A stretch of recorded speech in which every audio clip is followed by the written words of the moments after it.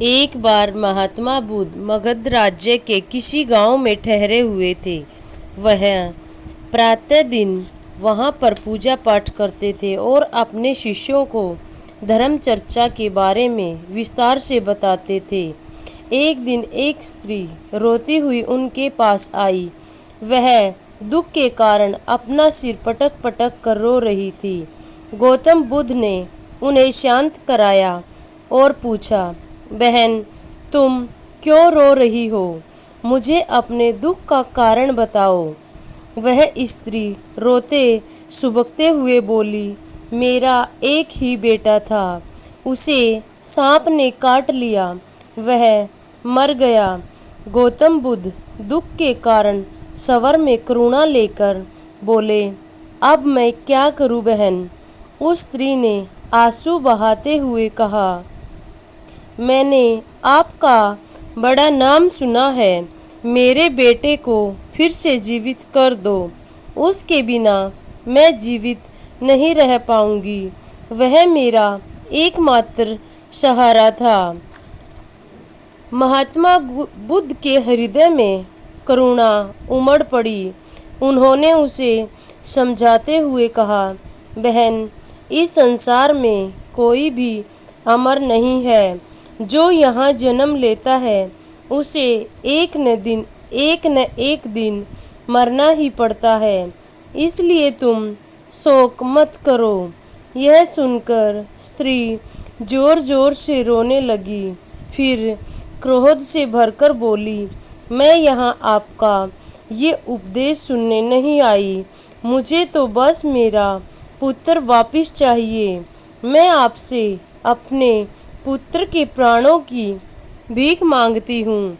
यह कहकर उसने अपना सिर गौतम बुद्ध के चरणों में रख दिया। गौतम बुद्ध समझ चुके थे कि दुख की अधिकता के कारण वह जीवन के सत्य को आसानी से नहीं समझ पाएगी। उन्होंने उसे ऊपर उठाया और बोला, बहन, मैं तुम्हारे बच्चे को जीवित कर दूंगा, परंतु तुम्हें मेरा एक काम करना होगा। वह तुरंत बोली, वह काम मुझे शीघ्र बताइए, मैं अपने बेटे को जीवित कराने के लिए कुछ भी कर सकती हूँ।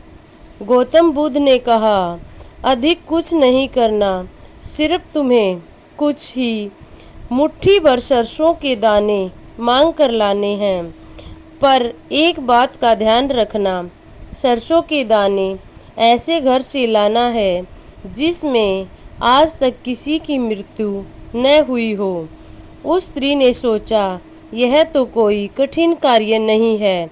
वह खुशी खुशी खड़ी होती है और गांव की तरफ चल पड़ती है।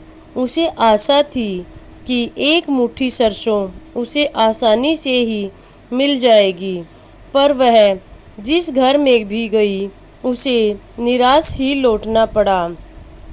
किसी के घर में उनके दादाजी की मृत्यु हुई थी, कहीं पर किसी के भाई की मृत्यु हुई थी, कहीं पर किसी की बहन की, किसी की माँ की।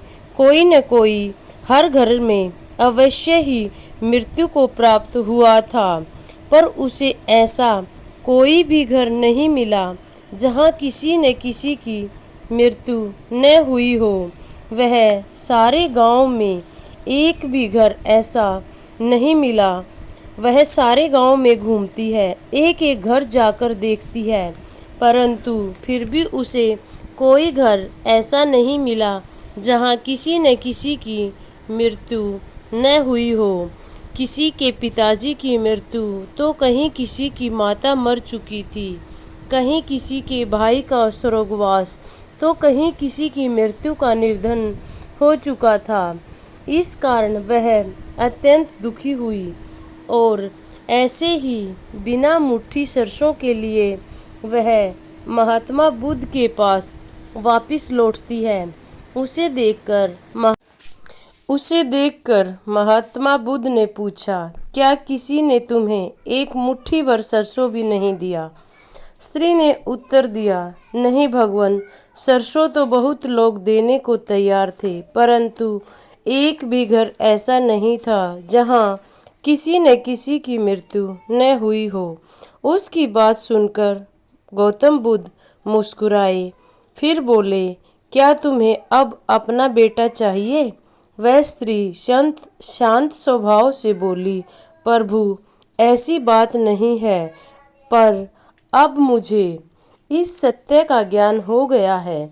संसार में मैं अकेली नहीं हूँ जिसका बेटा मरा है, और अब मैं समझ गई हूँ संसार में जीवित तो कम ही हैं, मरने वालों की संख्या अधिक है। इस धरती पर जन्म लेने वाला एक दिन जरूर मरता है।